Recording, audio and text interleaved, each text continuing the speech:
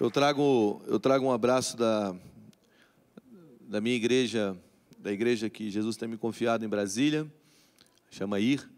Trago um abraço do Nova Geração, da minha família. Estou casado há 15 anos com a mesma mulher. Hoje tem que dizer isso, né? Infelizmente. Eu tenho 3 filhos, 3 furacões. Você que é pai, você sabe o que é não dormir. E eu sei o que não é, o que é não dormir há muito tempo. Meu mais velho tem 12 anos e tem 12 anos que eu não durmo. Eu não durmo direito. E eles estão incríveis, eles têm tido os encontros deles com o Senhor, e tem sido tão maravilhoso ver os primeiros encontros. Agora no dia 31, que é o dia da Reforma Protestante, que o mundo comemora também o Halloween, no dia do Halloween, da Reforma Protestante, do Halloween, meus filhos viraram para mim e falaram assim: pai, a gente quer se fantasiar. Que papo é esse? A nossa religião é outra. Ele, não, a gente quer se fantasiar e ir batendo de porta em porta, aqui, porque lá no prédio que eu moro, em Brasília, tem essa cultura, né? E a gente quer bater de porta em porta e entregar a palavra de conhecimento ou oração. Aí tá bom.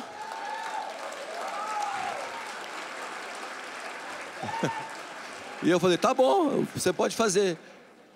E é engraçado, né? Porque eu não sei desde quando a gente começou a recriminar a grandeza na igreja, mas a gente tem medo, sei lá, existe uma cultura tão errada que a gente não forma pessoas grandes. É minha crítica. Eu tenho pensado muito sobre isso. A gente começa a ganhar pessoas grandes, mas a nossa cultura muitas vezes é tão subcultura que a gente não forma pessoas grandes. E eu fico pensando, quando nossos filhos são pequenos, você pergunta para ele, o que você quer ser? Ele diz, eu quero ser um Homem-Aranha. O que você quer ser? Eu quero ser um astronauta. Eles sempre pensam coisas grandes, não é verdade?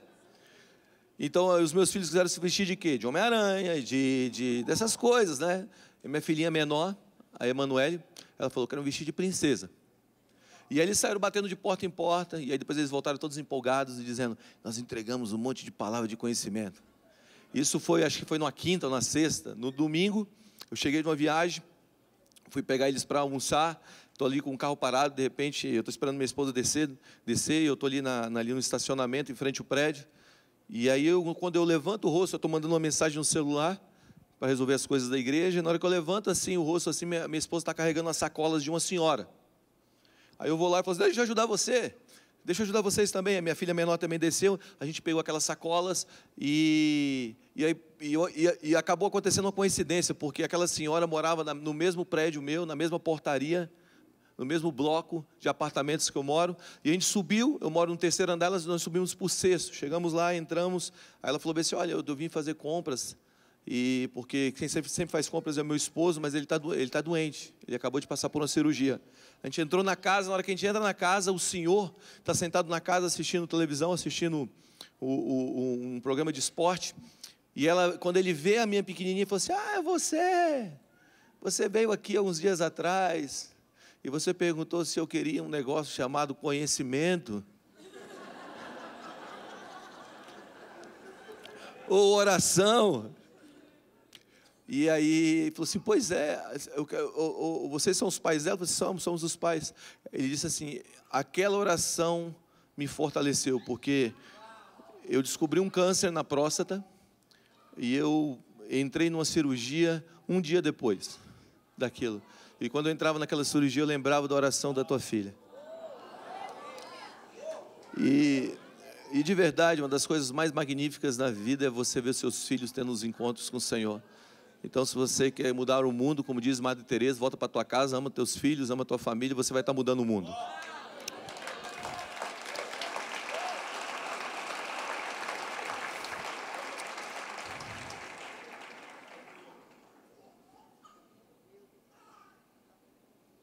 Ok. Sabe, Deus está fazendo algo novo. Eu acredito que Deus está nos tirando do estereótipo e nos levando ao protótipo. Há uma mudança significativa acontecendo agora. E todas as vezes que nós estamos andando para o novo, nós estamos andando para as coisas novas, nós temos que perceber que nem sempre é fácil. Nem sempre é fácil você abandonar o estereótipo de algo e andar para o protótipo. Muitas vezes você constrói algo durante anos e Deus fala agora para você deixar aquilo. Você se lembra quando Deus fez a arca? Deus mandou Noé construir a arca. Deus falou, constrói a arca. Ele passou mais de um século construindo aquilo. Depois Deus falou, entra na arca. Ele entra na arca. A Bíblia fala que chove 40 dias e 40 noites. Depois de 40 dias e 40 noites chovendo, 365 dias ele passa dentro daquele projeto que ele passou mais de um século construindo. Agora Deus fala para ele, sai da arca. Talvez o tempo mais difícil não seja ouvir de Deus de você construir algo. Talvez seja você ouvir de Deus de você deixar algo. E normalmente nós amamos mais o que construímos do que o que Deus está falando. E aqui existe um erro. O erro é que muitas vezes quando nós estamos abandonando aquilo que nós construímos para andarmos para aquilo que Deus vai construir, nós estamos perdendo a próxima geração e nós estamos perdendo a próxima estação de Deus. Então ouvir Deus é extremamente fundamental para você sair do estereótipo e entrar no protótipo de algo novo. Para que isso seja possível, você precisa viver sempre com a mente renovada. Sabe, pensamentos são caminhos do comportamento. A maneira que você pensa é a maneira que você vai andar e você vai viver. Muitas vezes nós estamos lutando contra comportamentos. Na verdade, nós temos que lutar contra pensamentos. Quando nós mudamos pensamentos, nós mudamos comportamento. Reeditar pensamento é reeditar comportamento. Então, a maneira como nós pensamos é a maneira como nós vamos viver. O nosso sistema de crenças, ele precisa ser renovado para que as nossas atitudes sejam transformadas. Muitas vezes nós como igreja, nós temos lutado contra frutos, nós temos que lutar contra raízes. As raízes são os pensamentos, os frutos são as ações. Por isso a gente tem uma regra na nossa organização que é que a gente confronta pensamento, a gente não confronta comportamento. Porque o comportamento simplesmente é fruto de um pensamento. E um comportamento repetitivo vai se formando uma cultura. Então, como você se forma uma cultura de um lugar? É uma experiência que gera uma crença que gera um comportamento repetitivo se faz uma cultura. Então, quando você dá uma experiência que vai fundamentar uma crença, você vai gerar agora um comportamento. Você está comigo? O que eu quero propor é que, quando Deus nos chama para o novo, nós precisamos andar em uma transição aqui, antes de se tornar uma transição aqui.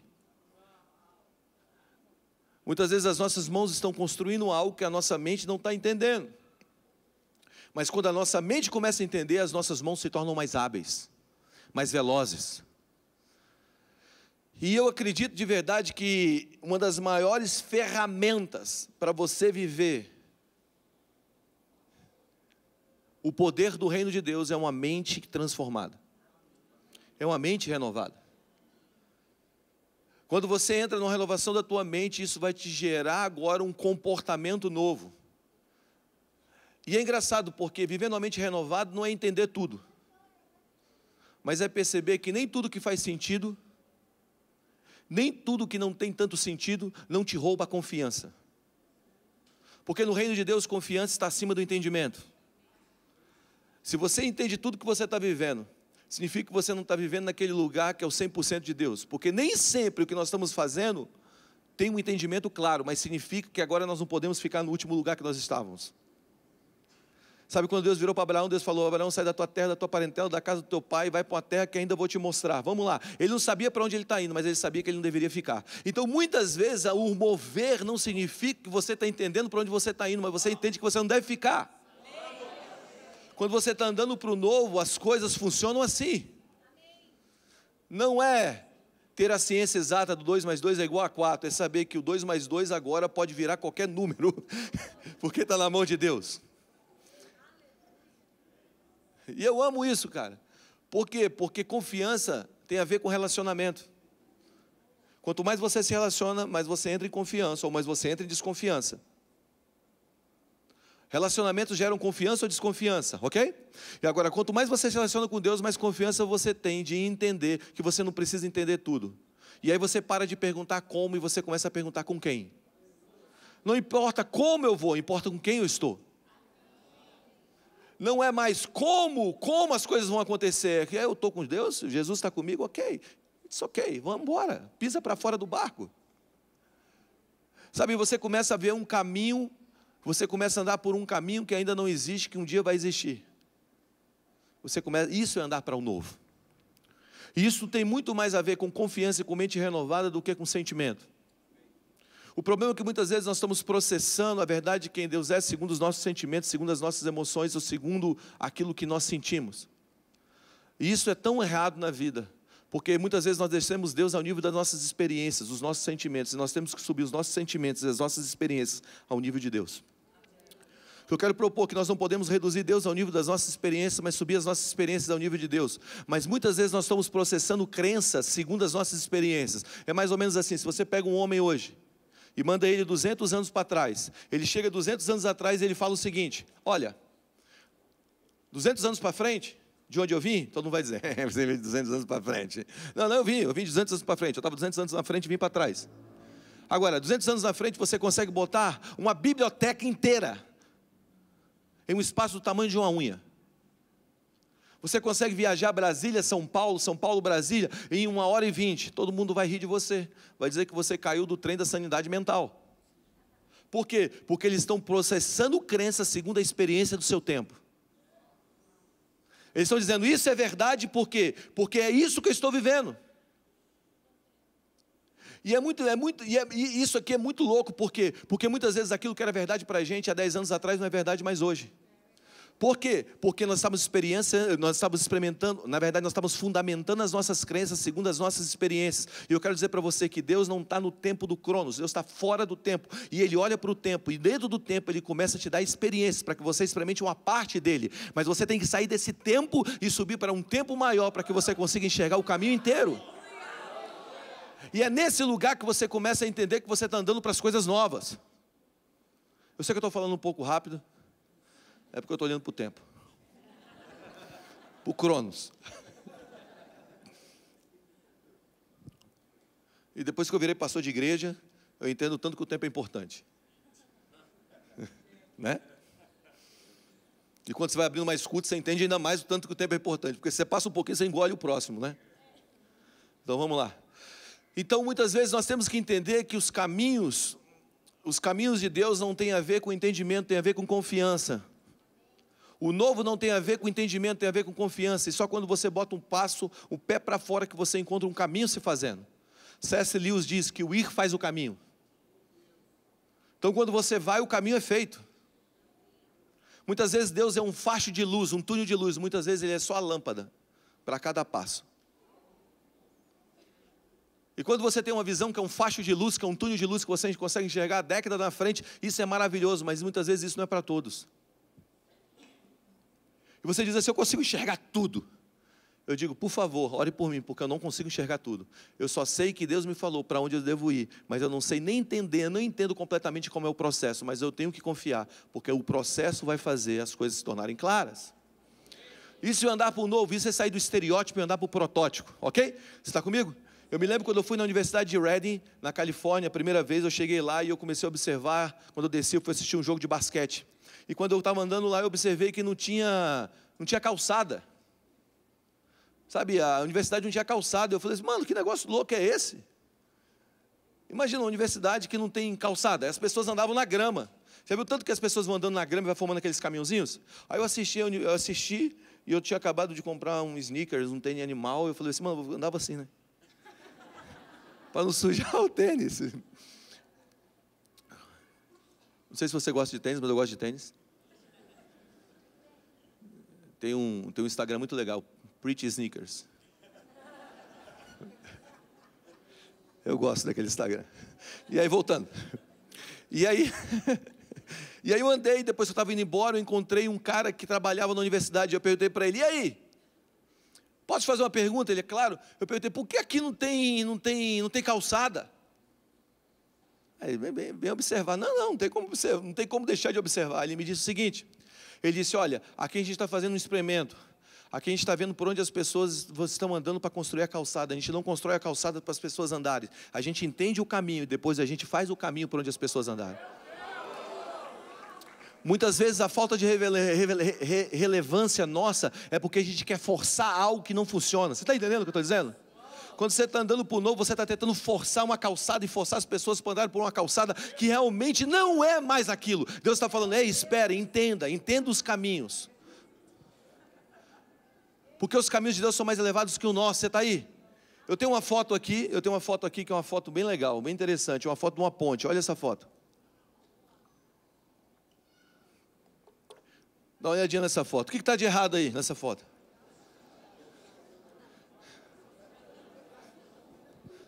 Todo mundo está dizendo, cara, esse engenheiro aí é máximo, né? Vou contratar ele para construir minha igreja.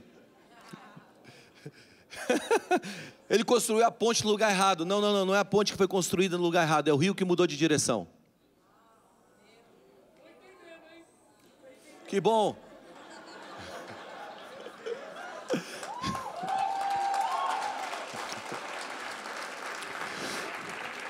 O que eu quero propor para você é o seguinte, que muitas vezes nós construímos estruturas tão rígidas, que quando o rio de Deus muda de direção, a gente não consegue levar elas. E presta atenção, a estrutura serve o mover, não é o mover que serve a estrutura. E quando nós estamos construindo algo que não é fluido, você está comigo? Nós começamos a envelhecer, a caducar e a perder a próxima geração. Aí de repente os nossos filhos olham para a igreja que a gente construiu e falam bem assim, pai, essa igreja aí é brega, hein? Tudo que eu não quero é ir para essa igreja.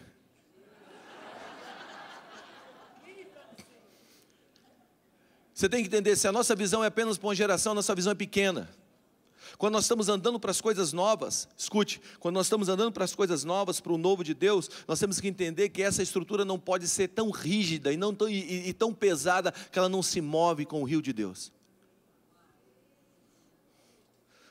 Nós como igreja, nós não somos um poço, nós somos um rio. Poço é o lugar onde as pessoas vêm, rio é onde nós saímos daqui e alcançamos lá. Nós não temos que fazer as pessoas virem para cá, nós temos que sair daqui e alcançá-las lá. E o problema é que muitas vezes nós estamos construindo estruturas e igrejas que são tão rígidas, que quando nós olhamos para a próxima geração, nós estamos dizendo, essa geração aqui não vai compartilhar disso. É esse rio, é essa ponte. Não é que a ponte foi construída no lugar errado, é que o rio mudou de direção.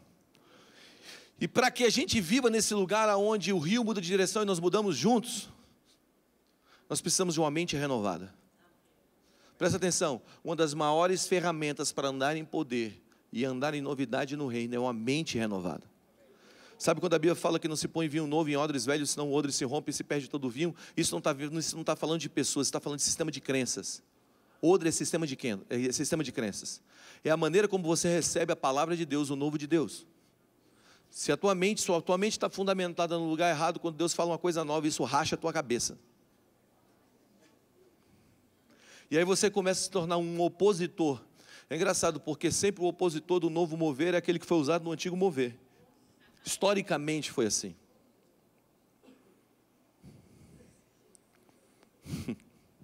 E eu quero propor algo para você, que nunca houve uma guerra tão grande pela nossa mente. Nunca houve uma batalha tão grande pelos nossos pensamentos. Porque se agarra os nossos pensamentos, agarra as nossas ações. Pensamentos são caminhos do comportamento. Eu vou repetir. Pensamentos são caminhos do comportamento. Por isso, Romanos capítulo 12, versículo 2, deixa eu citar um versículo aqui. Agora eu vou citar mais Bíblia, tá bom? Todo mundo conhece esse texto, mas eu quero ler novamente. Diz assim: e não vos conformeis com esse século, mas transformai-os pela renovação da vossa mente, para que experimentais quais seja, diga, boa, agradável e perfeita vontade de Deus. Quantos aqui querem viver na boa, agradável e perfeita vontade de Deus? Vamos lá. É maravilhoso você viver nesse lugar, porque muitas vezes você não tem que corrigir rota, porque você já está na boa, agradável e perfeita vontade de Deus. Significa que agora você não está perdendo tempo, porque a distância mais perto entre dois pontos é uma reta, e essa reta é a boa, agradável e perfeita vontade de Deus. E é maravilhoso ficar nesse lugar, porque as pessoas perguntam para você: tem certeza que você está fazendo certo? Eu tenho, porque eu estou na boa, agradável e perfeita vontade de Deus. Mas você entende? Eu não entendo, mas eu sei que eu estou na vontade de Deus. Você está aí? Então, Romanos capítulo 12, ele fala que você vai viver a boa, agradável e perfeita vontade de Deus quando? Quando você experimentar uma renovação da tua mente.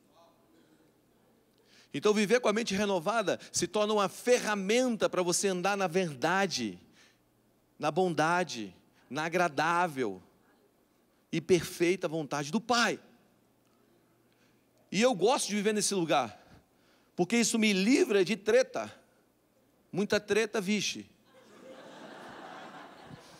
Isso leva a gente de treta, você está entendendo? Leva a gente de ficar naquele lugar, que é um lugar de sempre ficar resolvendo problema, porque a gente está naquele lugar aonde o favor de Deus está sobre nós.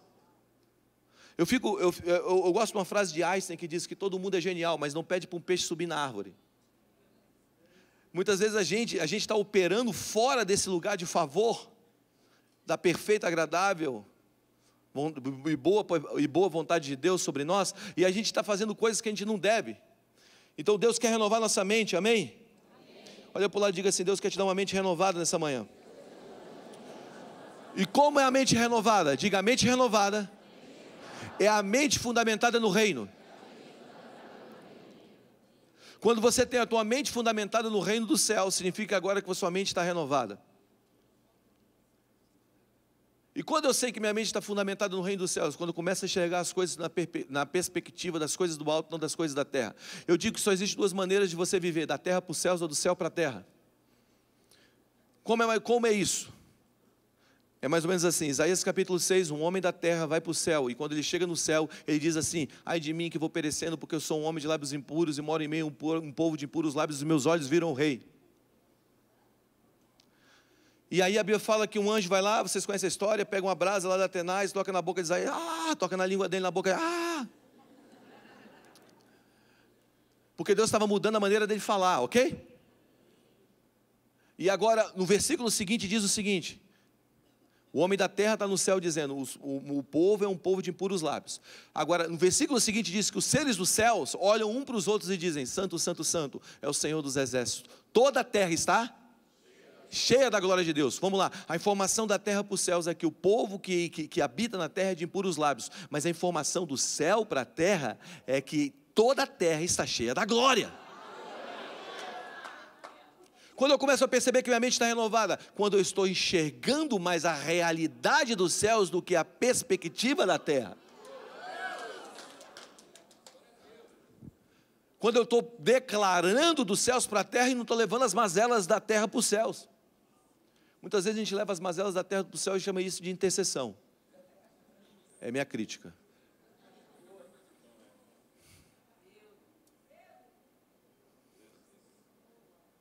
Você pode até começar dizendo: a terra está assim, mas você tem que terminar dizendo: mas os céus declaram isso. Você está comigo? Se você pode até começar dizendo: olha, o nosso governo precisa ser mudado, a nossa política, a nossa economia, isso tem que acabar, aquilo fulano de tal, aquilo lá. Você pode começar falando até assim, mas você tem que terminar: mas o Senhor disse sobre essa nação, que essa nação tem que começar a liberar a declaração dos céus. Amém? Então, o que é uma mente renovada? A mente renovada é você viver da perspectiva dos céus para a terra e não da terra para os céus. Porque muitas vezes nós chamamos de oração aquilo que é lamento. E Deus não responde lamento, Deus responde fé.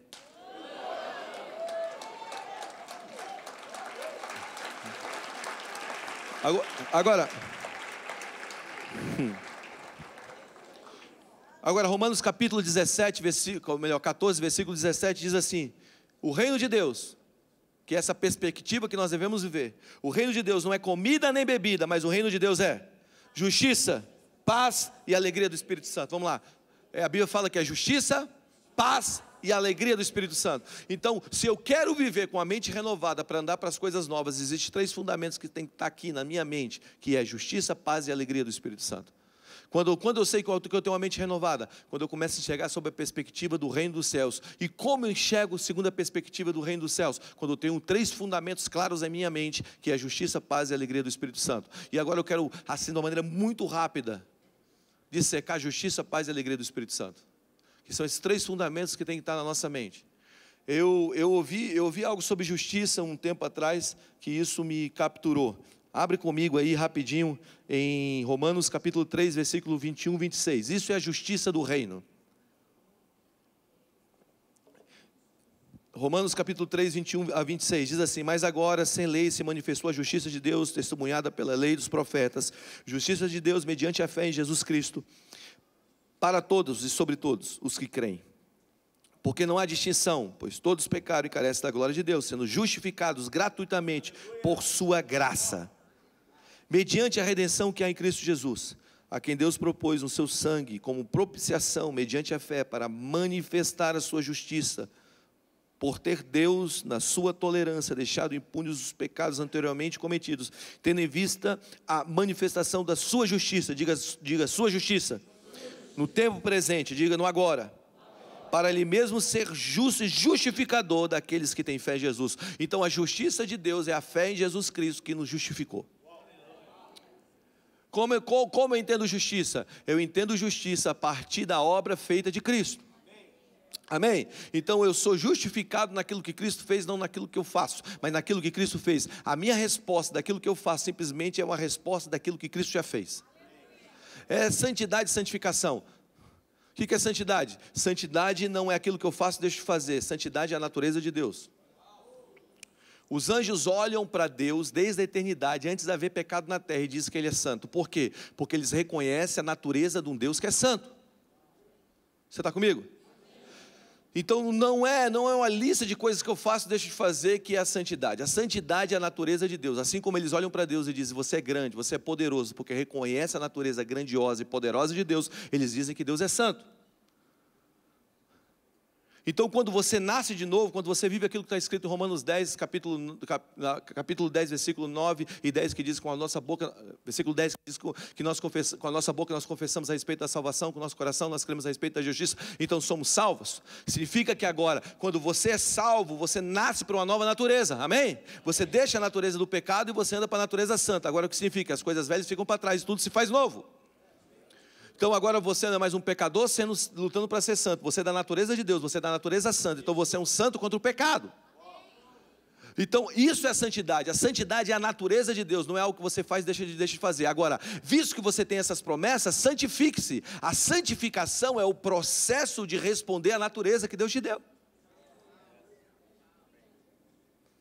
Então eu respondo à natureza. Agora, o que me garante a justiça? A natureza. Você está entendendo? O que eu quero propor para você é o seguinte, é que justiça é aquilo, quando você está fundamentado na justiça na tua cabeça, você está vivendo a obra de Cristo, a partir da obra de Cristo. Então agora você não está lutando pela vitória, você está lutando a partir da vitória. Você não está lutando para ser aceito, você luta muitas vezes guerras dentro da sua família, muitas vezes, guerras pessoais, mas a sua guerra não é com os céus. A sua guerra é a partir da posição que Deus te entregou. Você está comigo? Isso é viver na justiça de Deus. Eu quero dar um passo maior. Eu ouvi isso aqui captou meu coração, que talvez você já ouviu isso, mas eu quero replicar isso, que isso aqui talvez seja a melhor história sobre justiça de Deus. Você lembra quando Jacó está velho, seus olhos estão começando a ficar escuros, e o seu filho José traz os 2 filhos para que ele abençoe? Então você tem ali um filho, o filho mais velho chamado Manassés, o filho de José chamado Manassés, e o filho mais novo chamado Efraim. Ok? Manassés e Efraim, os 2 filhos. Então ali o patriarca, ali, aquele homem está sentado ali com os olhos já cegos, e José chega e fala assim, pai, eu quero que você abençoe os meus filhos. Agora você tem que entender algo, que a mão direita para o judeu é a mão da bênção. Ok? Por isso Jesus falou, joga a rede à direita do barco. Porque quando se Jesus falasse, joga a rede à esquerda do barco, para um judeu talvez ele pensava, vai vir treta aí. Mas a direita é uma mão de prosperidade. O sacerdote, quando ele saía do santo lugar, ele botava a mão assim, ó, isso aqui significa a primeira letra do nome de Deus, não é o Dr. Spock não, ok? Traz a representatividade da primeira letra do nome de Deus, e ele falava, que o Senhor te abençoe e te guarde, que o Senhor faça resplandecer o seu rosto sobre ti, tenha misericórdia de ti. Ele abençoava com a mão direita, colocada dessa maneira. Se levantasse a mão esquerda, o povo dizia, traz os cabritos, vamos matar de cabrito, não deu certo. Sangue. Por isso, o filho mais velho na cultura judaica, ele tinha o direito da bênção da mão maior. A bênção da mão direita. O outro tinha o direito da bênção da mão esquerda. Mas quando traz os 2 filhos, Manassés e Efraim, a Bíblia fala que o pai o quê? Ele cruza os braços. E aquele que nasceu no dia errado, coitado, nasceu no dia errado.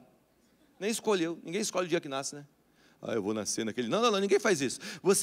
Ele recebeu a mão direita. E aquele que nasceu no dia certo recebe a mão esquerda. Aí José vê o pai cruzando os braços e fala assim: pai, tem algo errado aí. Você estava cruzando os braços. E Jacó diz: não sabe de nada, inocente.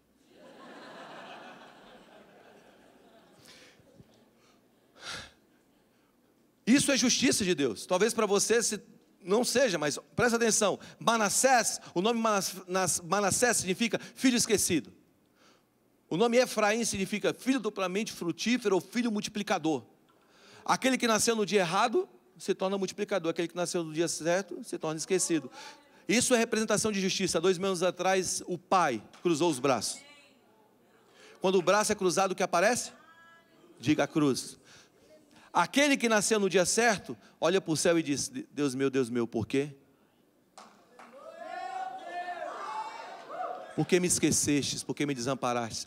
E ele se tornou esquecido, para que os outros filhos se tornassem lembrados.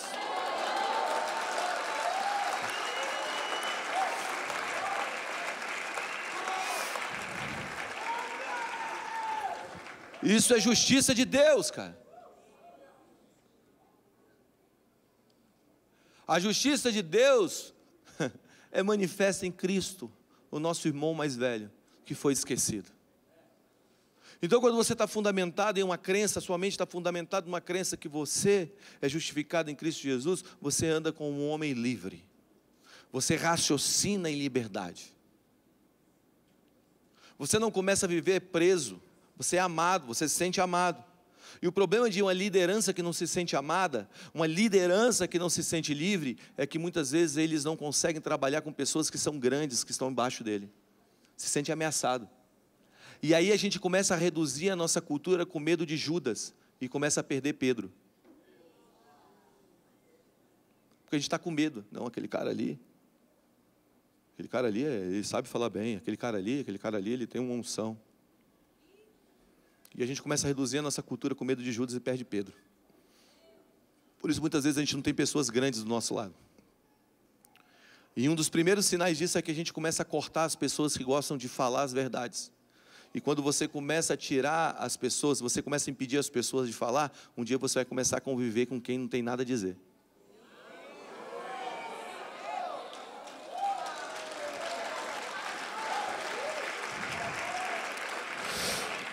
Diga justiça. Diga: minha justiça é Jesus. Segundo, paz. Segundo fundamento é paz. Presta atenção, a paz do reino é diferente da paz que a gente entende. Minha paz vos dou. E não é como o mundo vos dá.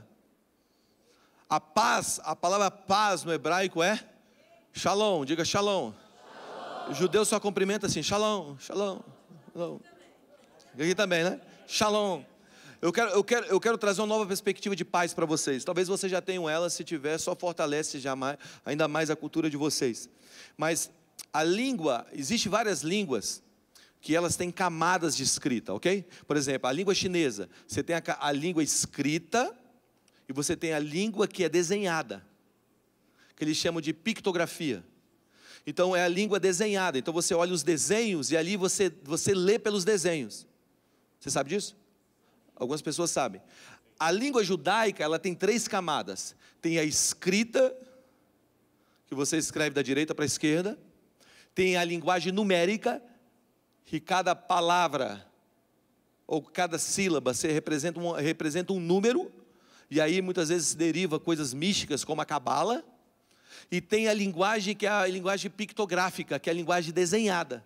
E eu tenho aqui a palavra shalom, paz, em hebraico. Na pictografia, na palavra desenhada, ok? Você sabe que escreve da direita para a esquerda. Vou vir um pouquinho mais para cá, para que todos vejam. Então, se você pensar na paz, a paz, o shalom se escreve assim, da direita para a esquerda. E aqui está os 4 elementos que revelam a palavra paz, ok? Está comigo? Então, a primeira vogal, a primeira letra que vai formando a palavra paz é Shin. Shin, ela, na pictografia, é representada por esse dente que quebra. O dente é destruir. Você bota a comida na boca e você quebra a comida, destrói a comida. A segunda é Lamed, que deriva da palavra lamé. Lamé é ovelha. Lamed é representado por esse cajado. O cajado para o pastor é o sinal de autoridade. Ok? Está comigo? A terceira é Vav, para formar a palavra Shalom. Vav é representado por essa forquilha. A forquilha, o que é a forquilha?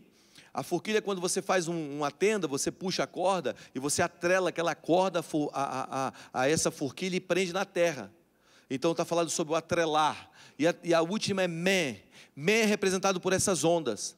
Ondas de uma tempestade, ondas do caos. Meh representa o caos. Então o que é Shalom na pictografia ou no hebraico é destruir toda autoridade atrelada ao caos.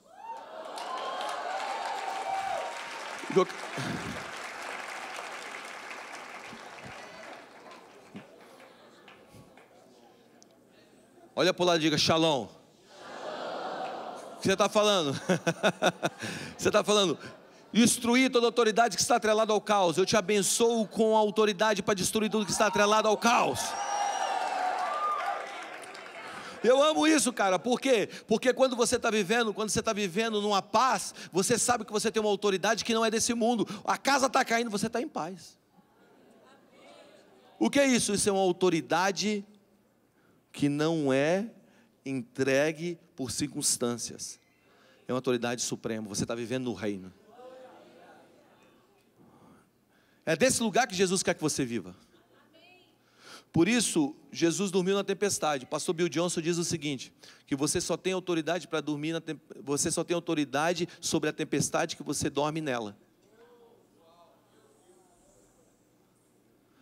É engraçado, porque é verdade isso. Porque quando você entra numa tempestade, está no meio da tempestade, está todo mundo angustiado, você está dormindo. É porque você tem uma autoridade, que é uma paz, que não é como o mundo dá. É uma paz que excede todo entendimento. Você não está entendendo nada, mas você está dizendo, eu estou em paz. Significa que você está empoderado de uma autoridade. Quando sua mente está nesse lugar, você está fundamentado na cultura dos céus. E terceiro e último,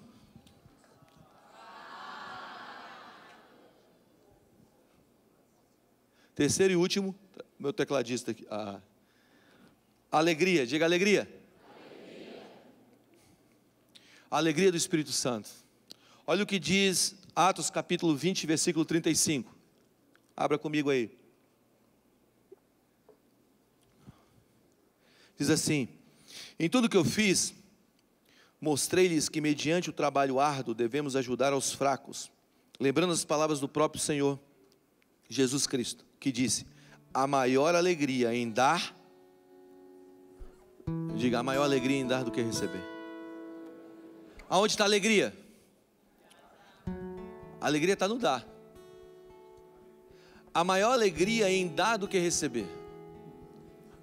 Então, presta atenção, nós falamos que nós somos o povo mais feliz da terra, nós não dizemos isso? Sabe por que a gente não é? Porque a gente não deu aquilo que recebeu. Então a gente leva o rótulo, mas não tem a vida.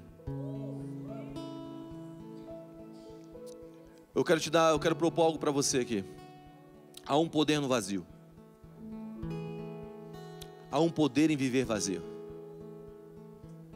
Eu tenho um vídeo, que esse vídeo é um vídeo de um comercial da Coca-Cola que eu assisti. Não estou fazendo apologia à Coca-Cola não, só bebo água aqui. Mas eu vi um vídeo do comercial da Coca-Cola e esse vídeo me capturou. Porque esse vídeo fala em dar. E a alegria que gera, e a atmosfera que gera no dar. Antes da gente continuar aqui, de a gente tocar aqui, eu queria que você assistisse esse vídeo. Eu vou encerrar com esse vídeo.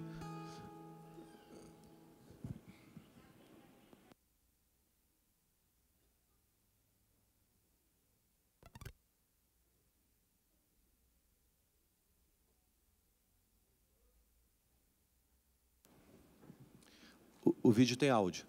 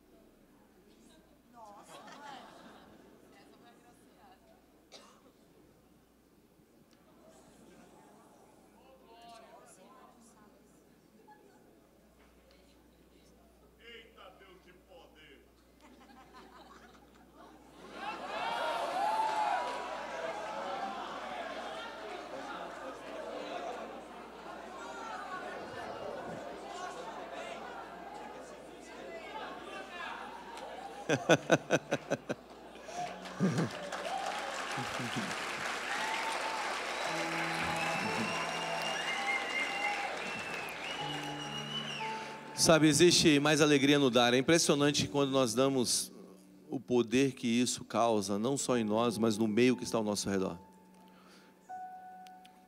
Eu quero encerrar com essas duas histórias. Primeiro é uma história que aconteceu na Califórnia.